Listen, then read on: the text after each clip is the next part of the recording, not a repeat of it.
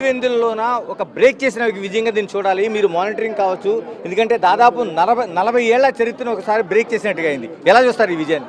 ఇది 100% ప్రజా విజయం.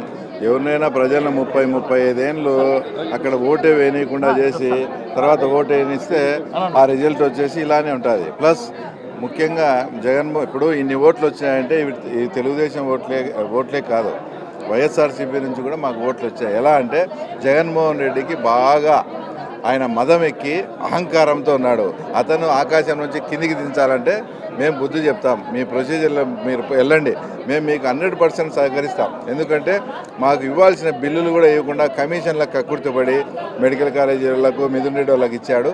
ఇతనికి ఖచ్చితంగా మేము బుద్ధి చెప్తాం ఈసారి అని వైఎస్ఆర్సీపీ క్యాడర్ అంతా కూడా మా వైపు ఉండి, ఆ తర్వాత మాకు ఫోన్లలో వాళ్ళు జగన్మోహన్ రెడ్డిని మాట్లాడిన మాటలు, నన్నేందో బీటెక్ రవి వాడు ఈడని మాట్లాడాడు, వాళ్ళ కార్యకర్తలు నాకు ఫోన్ చేసి జగన్ రెడ్డి గురించి మాట్లాడిన మాటలు చెప్తే అతను ఉరి వేసుకోవాలా, ఆ పరిస్థితి ఉంది. మీరు 4 కీలకమైన మాటలు చెప్పారు. ఎందుకంటే ఆ విజయానికి గల కారణాలు ఏంటి?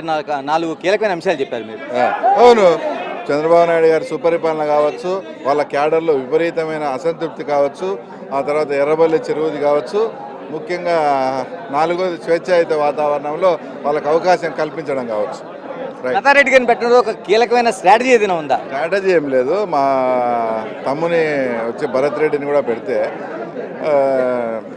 ఏదైనా మేము స్ట్రాటజీ కానీ ఇంకోటి వర్కౌట్ చేసుకోవాలంటే అతను డోర్ టు డోర్ క్యాన్వాస్ చేయాల్సి వస్తుంది. అదే నా భార్యను కన్నా పెడితే ఆమె డోర్ టు డోర్ ప్రచారం చేస్తూ పోతూ ఉంటుంది.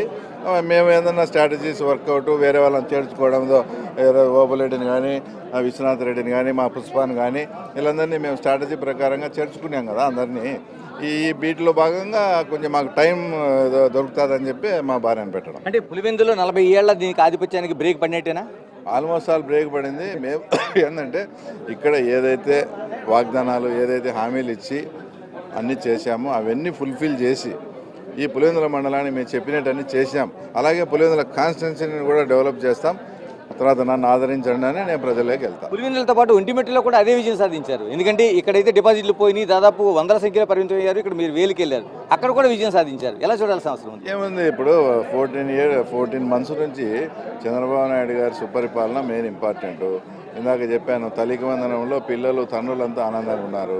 3000 నుంచి 4000 పెన్షన్, ఇలా అనేకమైనటువంటి, ముఖ్యంగా అది కాదు, ఈ జగన్మోహన్ రెడ్డి ఇప్పుడు ఏంది లేకుండానే రఫా అని ఇదని భయభ్రాంతులను గురి చేస్తా అంటే నాయన వీని దరిద్రము ఇప్పుడే ఏదో మన్నంటే విధులించుకున్నామో మళ్ళా తగులుకుంటాడేమో అనే ఒక భయంతో ప్రజలంతా వచ్చి ఎన్డీఏకి ఓట్లు వేయడం జరిగింది. న్యాయ పోరాటం అంటున్నారు, మళ్ళీ ఎన్నికల కమిషన్ ఫిర్యాదు అంటున్నారు. మామూలే న్యాయ పోరాటం.